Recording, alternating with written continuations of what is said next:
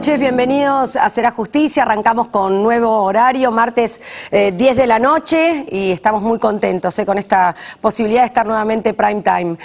Arrancamos una semana nuevamente hablando del caso Nisman, que está en la tapa de los diarios, a pesar de otros temas como las inundaciones y otros temas, incluso la Copa Davis también, temas que también, digamos, han tenido un lugar importante en la tapa de los diarios, pero el caso Nisman continúa con un montón de derivaciones que tiene que ver no solamente con el supuesto enfrentamiento ahora entre Arroyo Salgado, la exmujer de Nisman, y el gobierno, sino también con el correlato que hay respecto a la nueva actividad que van a tener los organismos de inteligencia, debido a que hace muy poquitos días ya está vigente la nueva ley de inteligencia. Por eso hoy vamos a hablar de esta nueva ley de inteligencia, cuáles son las diferencias principales respecto a la anterior, en qué cambia el trabajo de los espías. Ya sabemos que las escuchas pasan a otra órbita, pero además de eso, bueno, primero, ¿cuáles son las consecuencias de que pasen a otra órbita? Que ahora Milán y el ejército los tenga. Esto por un lado. Y por otro lado, ¿cuáles van a ser las nuevas facultades de la CIDE? Pero para conocer la CIDE por dentro, también tenemos al autor de este libro, Gerardo Tatoian, ahí lo tengo, Código Estiuso, con una bajada interesante. La CIDE, la política desde las cloacas y la muerte de Nisman. Debo decir que dudé bastante en invitarlo porque me comprende las generales de la ley. Tato es mi marido desde hace muchos años, padre de mis 3 hijos, pero también no tenía otra persona para invitar. No le quería hacer discriminación por ser familiar, y no tenía otra persona para invitar para que me hable cómo es la CIDE por dentro, cómo es este gobierno paralelo que se gestó en la Argentina mucho antes de los Kirchner. Pero ahora, en este último libro, tenemos también toda la etapa de los Kirchner y sus influencias, además con el poder judicial y con el poder político. Enseguida vamos a hablar con ellos después de la pausa.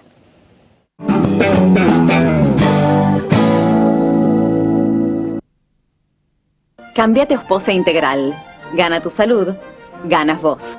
Ospose Integral. Compromiso médico. El Centro Médico Montserrat, por sus servicios médicos de excelencia en diferentes especialidades, obtuvo la distinción del ITAES, el instituto que acredita garantía de calidad médica. Centro Médico Montserrat, un nivel superior en salud. ¿Sabías que existen un montón de aplicaciones móviles gratuitas y muy útiles para tu vida? ¿Cómo llego? Te dice la mejor forma de moverte en la ciudad. Vea Móvil te ayuda con el tránsito y Agenda Cultural te cuenta todos los eventos que podés disfrutar. Descargalas gratis. Innovar es encontrar soluciones distintas a problemas comunes. Traigamos el futuro. La corrupción en la administración pública mata, empobrece, denigra, intoxica, desampara, excluye, contamina y nos afecta a todos. Los argentinos, para volver a creer en la política, necesitamos gobiernos transparentes. Para ello es imperioso contar con organismos de control con los instrumentos adecuados y el fundamental respeto de las autoridades. Desde APOC trabajamos todos los días del año para un país justo e igualitario.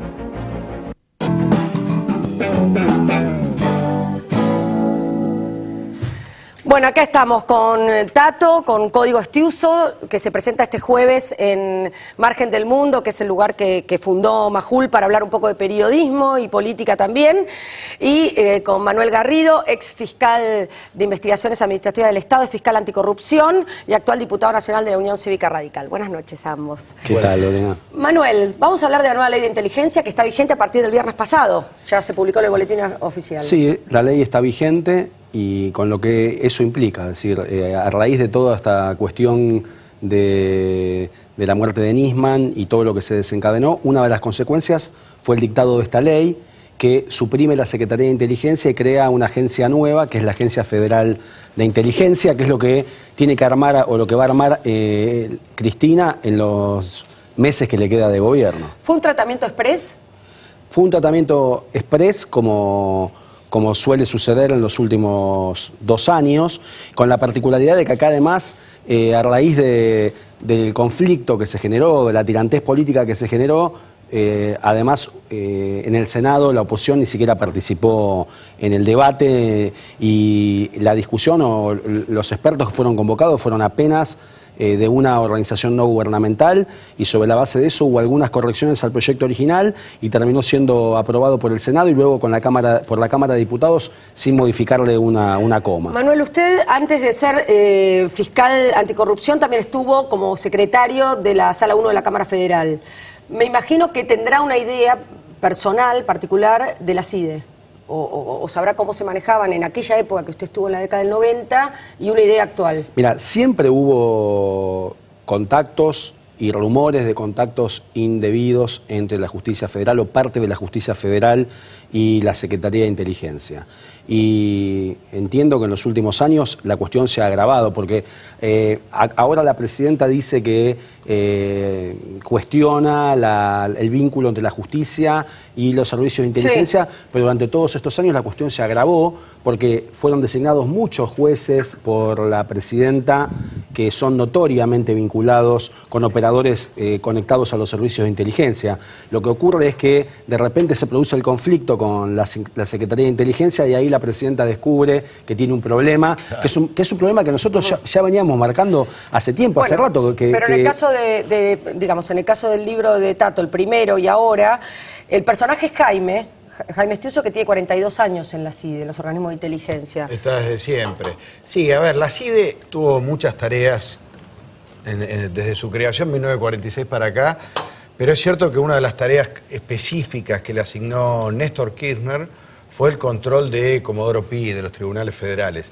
En la década del 90 había un operador muy famoso que se llamaba José Alevato, Pepe Alevato, sí, que entraba a los despachos, se hacía amigo de los jueces, les regalaba computadoras para los empleados, algún viaje a Europa para un curso sobre narcotráfico y no sé qué cuánto, sí, y los tenía bastante seducidos, se hablaba incluso de sobres, cosa que nunca se probó, pero se hablaba mucho y algunos jueces parecía que actuaban como si los recibieran.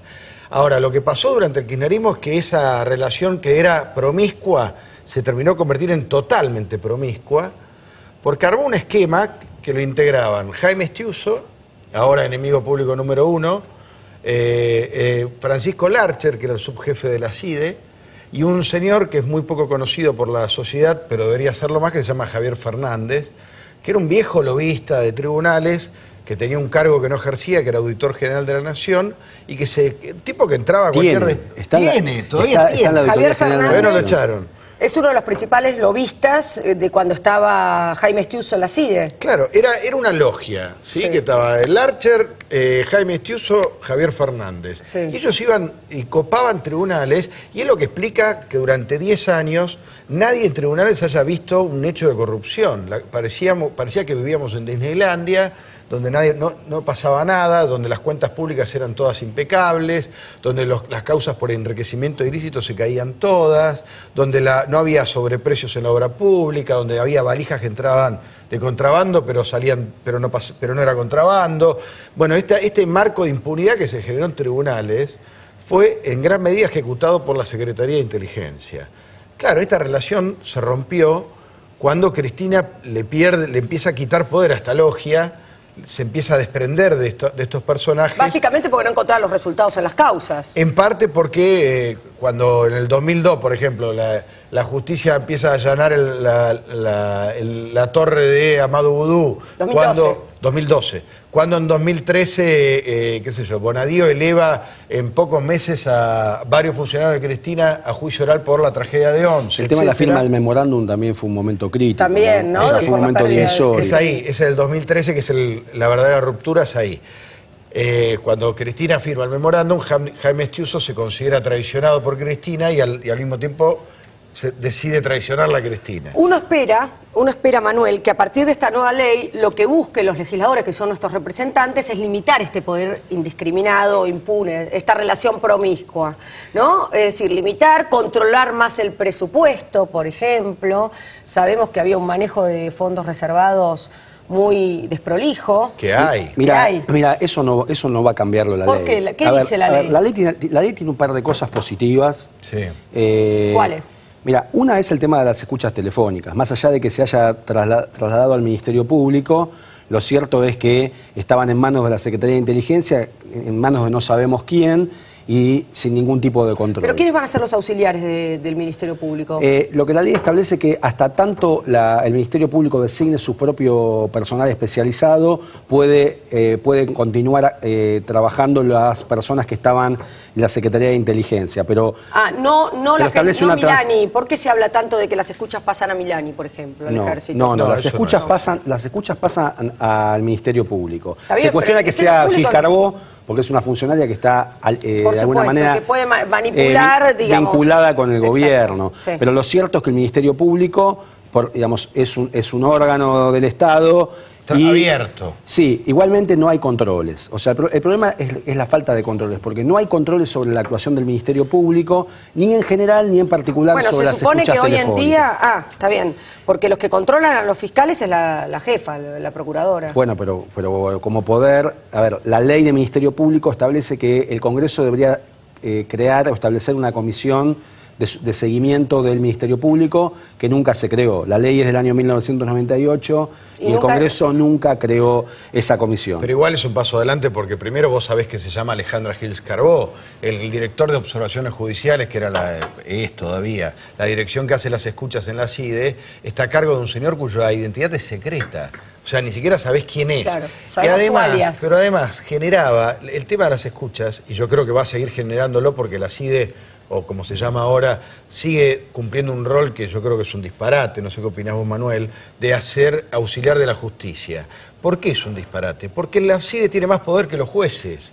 Esto es algo que se sabe. Si vos sos un juez y tenés que hacer una investigación sobre lavado de dinero y tenés que pinchar los teléfonos de una determinada cantidad de gente, ya pasás a depender de la CIDE. Eso la ley no lo cambia. La ley establece que para los delitos complejos federales hay una serie de delitos bastante amplia, que incluye narcotráfico, terrorismo, delitos contra los poderes públicos y orden constitucional. Bueno, van a actuar como auxiliar en las investigaciones de los jueces federales, con lo cual el germen de ese vínculo indebido llamado promiscuo se ratifica. Se continúa.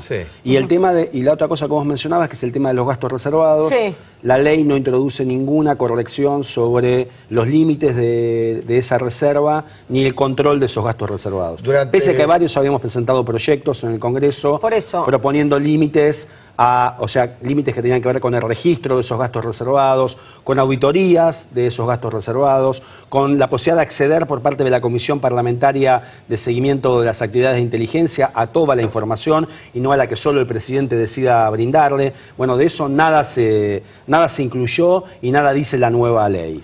¿Cómo es en el resto del mundo este tema? El tema de los organismos de inteligencia y los gastos. Bueno, en Estados Unidos es famosa, la comisión del Congreso de Estados Unidos que se dedica a este tema es famosa, pero tienen derecho a saber absolutamente toda la información. Mira, cuando Estados Unidos invade Irak, hace ya más de 10 años, la información, el Congreso de Estados Unidos le pide información al jefe de la CIA, y en la información, esto está contado en varios libros, en el último de Woodward lo cuenta con detalle, le informan incluso la cantidad que entran a Irak con un camión cargado de billetes, con ponerle de 100 millones de dólares con billetes de 100, la numeración de los billetes que llevan, la cantidad de agentes operativos que ingresan a Irak. O sea que hasta se puede hacer rastreo de los billetes. Todo. Porque ahí funciona, más allá de todos los líos que hay, más allá de que la CIA tortura y todo lo que ya sabemos, el control sí existe, por eso se saben las cosas que se saben de la CIA. Ahora, lo que pasa acá con la Comisión del Congreso es que siempre está dominada por la mayoría oficialista. Olvídate, chao. O sea, o no se reúne, y cuando se reúne es para tomar café. Esta es la verdad. Y además la información de que dispone o dispondría es solo la que decide el presidente.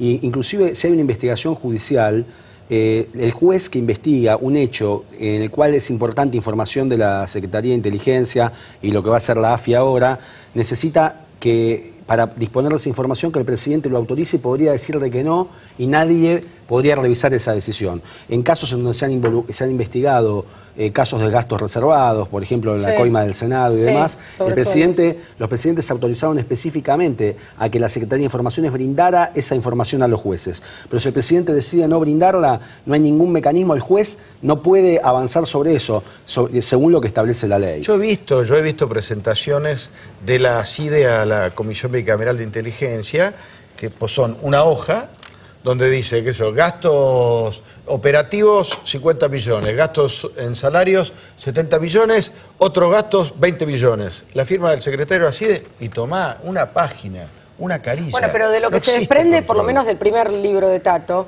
y de este también, entre otras cosas, es que la CIDE está utilizada para como Canal 7, ¿no? Con mucho más riesgo, porque Canal 7 se ve la manipulación que hago, el uso que hay del medio estatal de comunicación, no partidario. Y en este caso sería utilizada para hacer algún tipo de investigación o inteligencia para intereses partidarios, como hacer, no sé, los panfletos. Operaciones políticas contra opositores, espionaje de opositores, financiamiento de actividades vinculadas con campañas, sí, o hechos de corrupción. Yo hice un recorrido por los fiscales federales, por ejemplo, de Comodoro Pi, y te diría que la mitad recibieron carpetazos con fotos de ellos. Algunos lo denunciaron. Bueno, pero ahí o sea, que tenían alguna causa delicada, y incluso me han contado torpezas, tipo que le mandaban una foto con su mujer actual. O sea, mirá qué fiel que seré, claro. O sea, los tipos trabajan para encontrar la debilidad de la persona que puede resultar una amenaza porque tiene una causa aún cuando peligrosa. sea una carpeta inexacta, es una marca de presión, no debe ser fácil de llevar. Ahí hay otro punto, Manuel, que es el tema de los jueces y los fiscales. Porque se entiende que la presión debe ser complicada, pero los jueces y los fiscales también tienen que tener algún tipo de reacción. Yo no sé si tienen las herramientas para defenderse ante ese tipo de presión, pero el Poder Judicial ahí también tiene una deuda.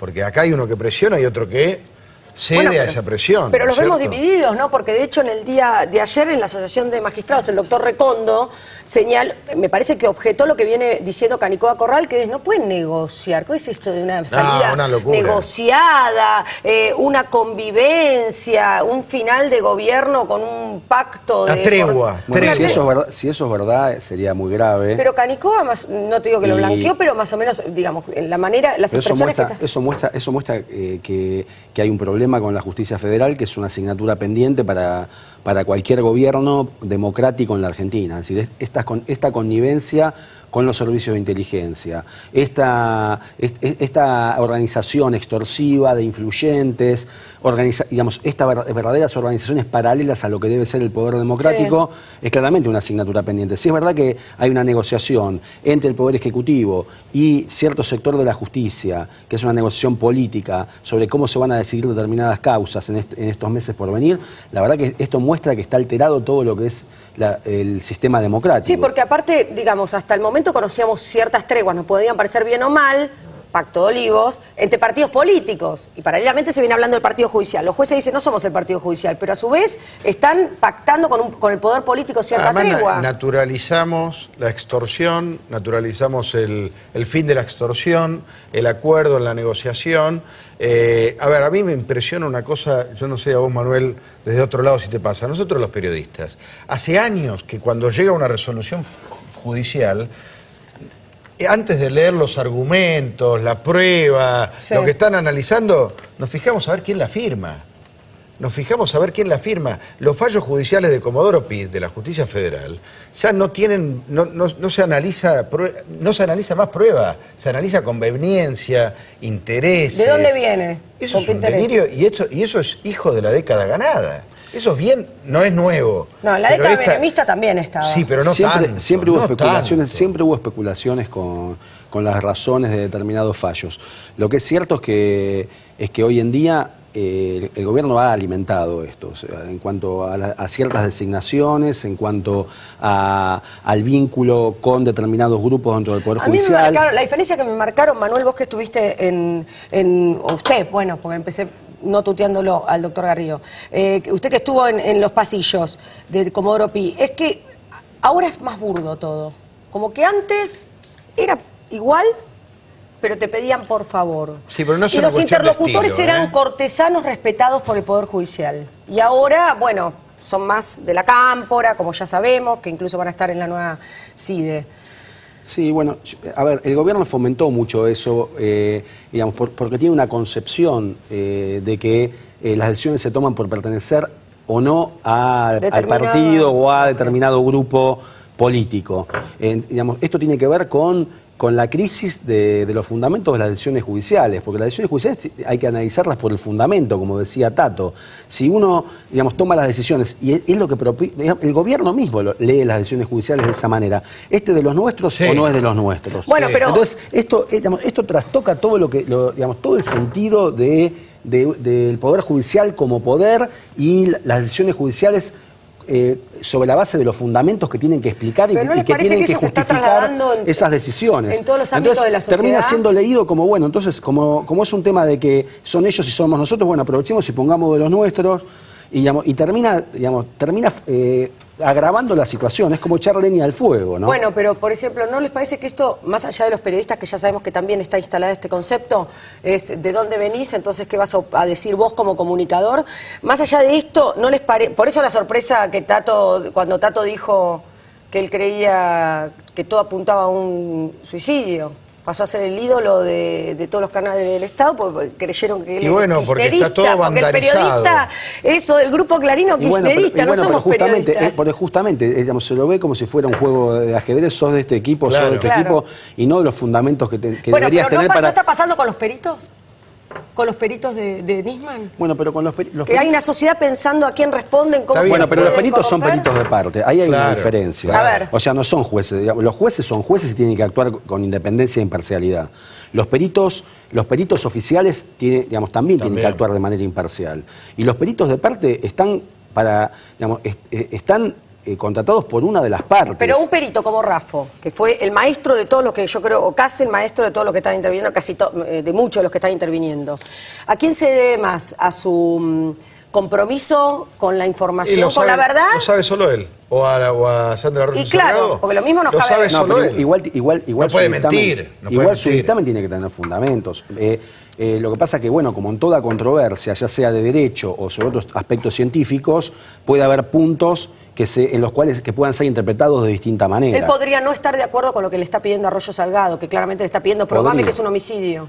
Ellos nos dicen que, a ver, yo creo que ellos no dicen que es un homicidio. Ellos relatan... No, ellos dicen que es poco probable y que el suicidio dicen, bueno, pero...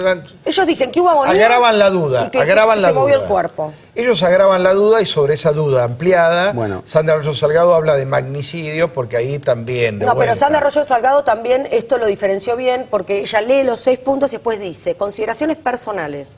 Esto fue un magnicidio de dimensiones, o sea, consideraciones personales, no que firmaron los peritos. No, los puntos que señalan los peritos van a tener que ser aclarados en la investigación. No es la primera vez que hay peritos de parte que plantean cosas distintas.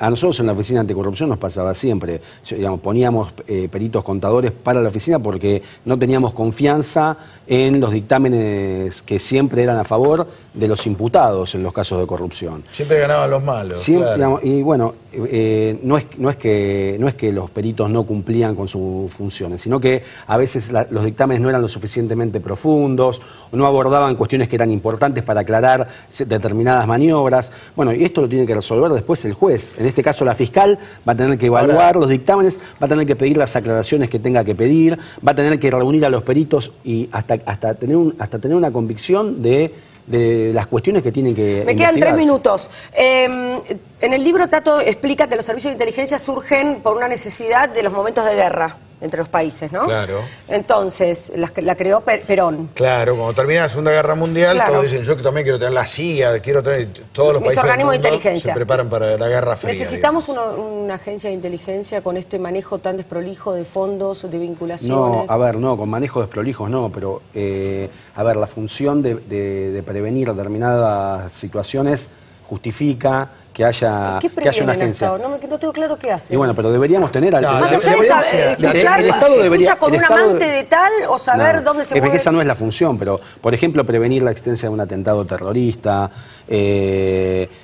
prevenir... Punto. Yo el otro día estuve con un... ¿Por qué punto? ¿Por qué? No es que te quiera interrumpir, es que no hay más. El otro día yo estuve con un hombre de las Naciones Unidas que un funcionario alto, que me decía que la nueva tendencia y lo que se intenta imponer ahora es que los servicios de inteligencia sean solo para eso, para terrorismo internacional, organismos chiquitos que se ocupen de eso. Todo lo demás no tiene por qué ser secreto. Vos podés tener una policía que investigue lavado de dinero, narcotráfico. Son investigaciones criminales, las tienen que hacer Claro. las agencias de investigación. Abiertas. Pero bueno, digamos, lo que tiene que ver con el manejo de inteligencia, que tiene que ver con cuestiones importantes o esenciales para el Estado, como por ejemplo temas de terrorismo o situación de guerra, si hay una hipótesis. Sí, situaciones bueno, de algún guerra, atentado a la democracia, ataques a la democracia, exacto, sedición, etcétera. Justifican, pero de ninguna manera está justificado que eso se maneje con gastos reservados sin ningún control, mediante extorsión, mediante contactos indebidos con el Poder Judicial. Eso es una desvirtuación Bueno, estamos hablando de una función estatal que en una democracia tiene importancia. Gracias a ambos, por haber venido esta noche. Gracias a ustedes por haber estado esta noche en Será Justicia. Nos volvemos a encontrar el próximo martes a las 10 de la noche. Y si no, pueden ver más información de este programa en nuestro sitio web www.serajusticia.net. Chao.